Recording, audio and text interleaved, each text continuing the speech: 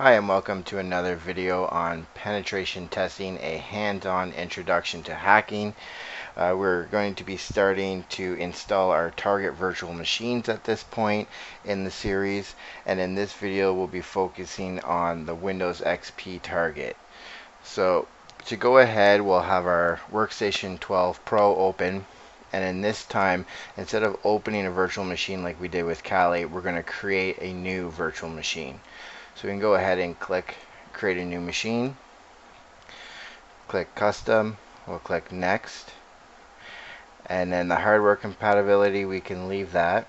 We'll click next again, and if you have the ISO, we can go ahead and just load it right off the ISO, or you can select what operating system you want to install and then select it later by kind of acting like you're inserting a CD.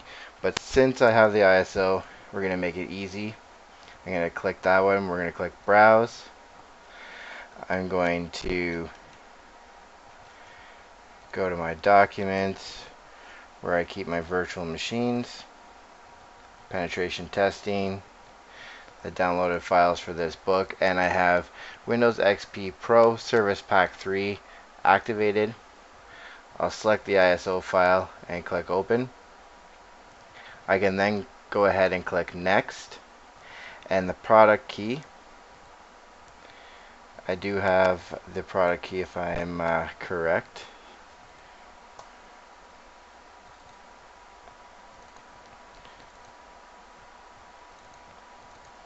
And here it is. You can probably use the same one. I'll just paste that in there. Password, I'm going to leave blank at this point. Same thing with the username. I can create a user later. So I'll click next. Well, Windows XP Professional, that's a alright name for me. I'm going to click next again. Number of processes, I'm going to click 2, and the number of cores, I'm going to give it as 2 as well. And I'll click next. I'm just going to stick with 4 gigs of RAM again. You can stick with the default 512 or 1 gig. It just may run a little slower than the 4 gigs, but use whatever you have compared to your system. So 512 is recommended. You shouldn't have a problem. Also, 40 gigs is the recommended space for the virtual machine, but don't worry, it's not going to take up all 40 gigs at the beginning. It's only going to use what it takes to install the base operating system, and then as we install applications into Windows XP, it's going to slowly start taking up more room, so it doesn't take up the whole 40 gigs at the one time. So we can go ahead and click next again, and I'm going to bridge it, so I'm going to use a bridge network, same network that our Kali Linux system is attached to, so this way they can both communicate to each other. I'm going to click next again. I'm going to leave it as the basic input-output controller type. I'm going to click next. Same thing, next again. And so create a new virtual disk is what we have to do. We don't have an existing one, so we'll click next. And I'm going to store the virtual disk as a single file instead of multiple. So here's where it says it's going to take up the 40 gigs, and like I said, don't worry, it doesn't take it all up at once. We can go ahead and click next again, and we'll click next. So this is the disk file it's going to create. So in that, we can click customize hardware and just make sure that our network adapter is configured to a bridge connection, which is fine. We can click close, click finish, and Windows XP should go ahead and install like you're normally inserting a CD into a computer. So it's going to take a little while, so what I'm going to do here is I'm just going to pause the video, and I'll come back when the installation's done, or if anything pops up asking me questions. Alright, so It didn't ask me any questions through the install. It actually just installed it and booted up Windows. So we can go ahead and configure a few things. So the first thing I want to do is I'm going to open up my computer and I'm going to check the system information, and we're going to change the computer name to the one in the book. So we'll click change.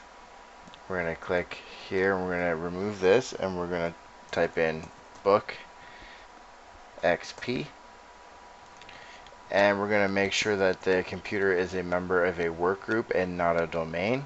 So that's fine. We can go ahead and click OK. It's going to say you must restart for these changes to take effect. We'll say OK to that. We'll click OK. I don't want to restart now. I can restart later. So we'll click no. The next thing I want to do is I want to turn off any updates to Windows XP. I want it to have the Service Pack 3, but I don't want any additional updates. So I can click down here, the Windows Security Alerts, the little red shield, and I'm going to click Automatic Updates at the bottom.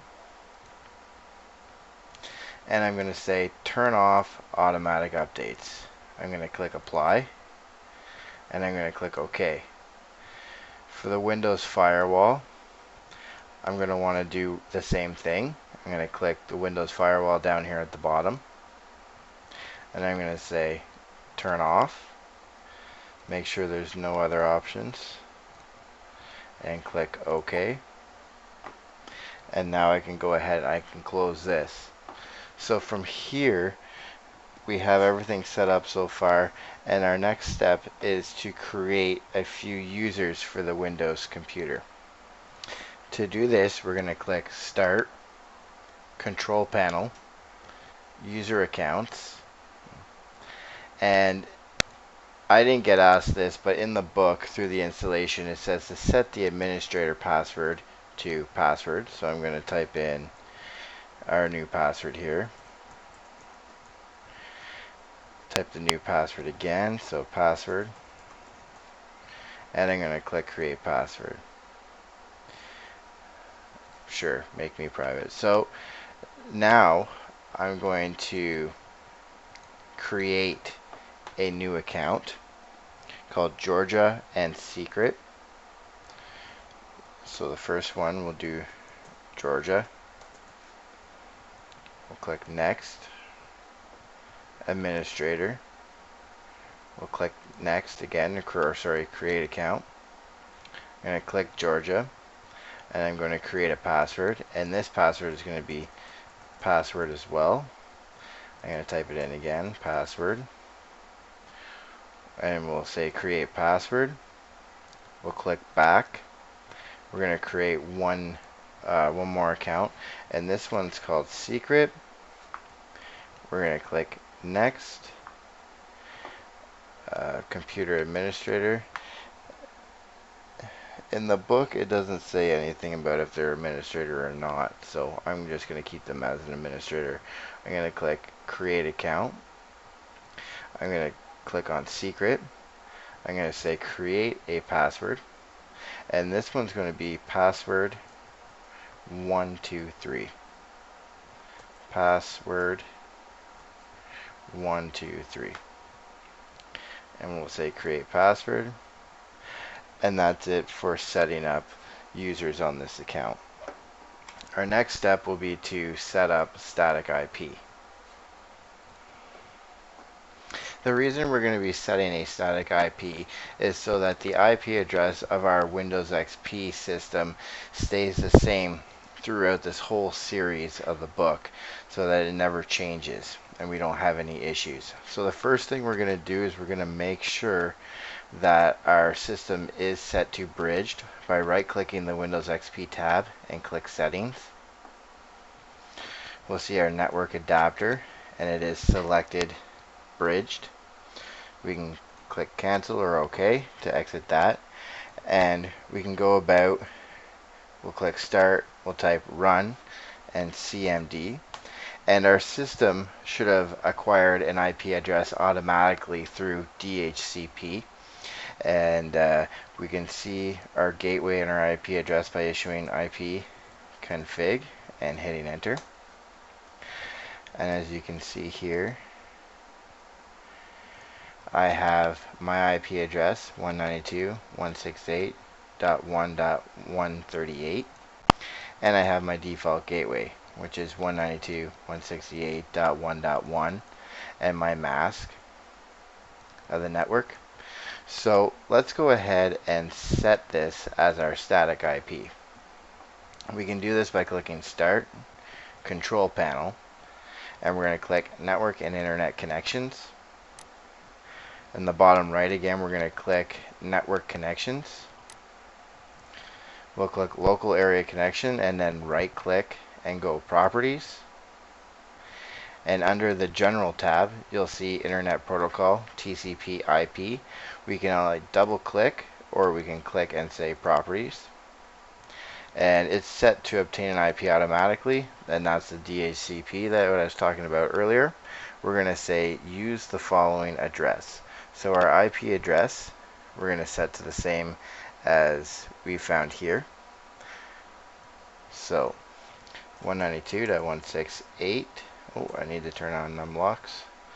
192.168.1.138.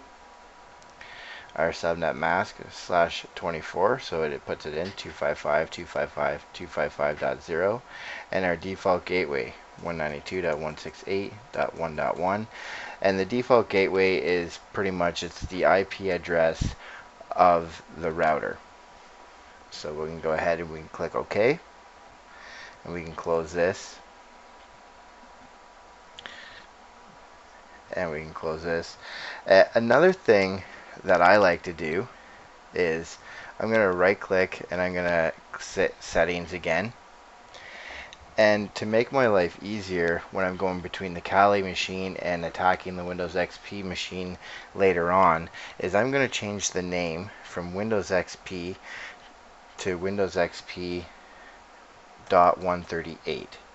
I know that it's a 192.168.1, and so I just need to know what that computer's IP address is, so I'm going to put .38 so that I can just glance up at the name of the computer and I automatically know the address if I forget it later on.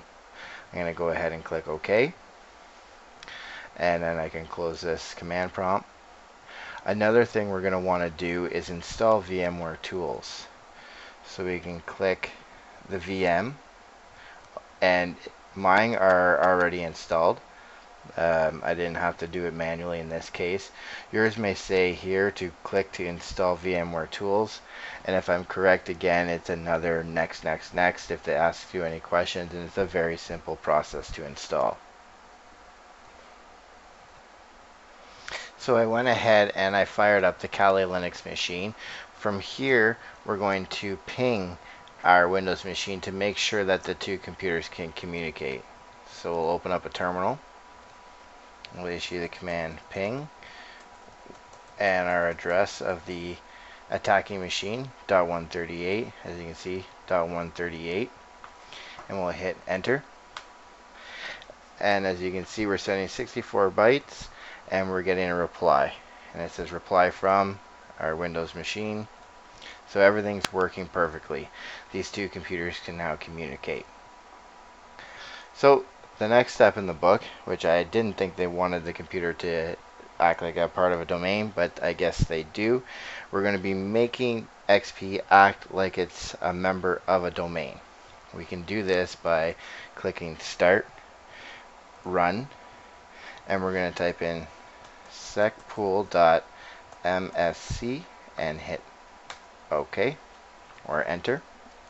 So from here, we're going to click Local Properties, Security Options, we'll double click, and we're going to find the one that says Network Access Sharing and Security Model for Local Accounts. So we can just click anywhere in here and hit the N key. Let me expand this to make it a little easier. So we have Network Access and Security Model for Local Accounts, and that's the one we're looking for. So we're going to go ahead and double click, and instead of guest only, we're going to change that to classic. We're going to click apply and hit OK. And now when we do some post exploitation in a few exercises later on in the book, it will simulate a domain environment for this Windows XP machine. So our next step is to install some vulnerable software so that we can go ahead and exploit Windows XP later on. We'll be doing that next.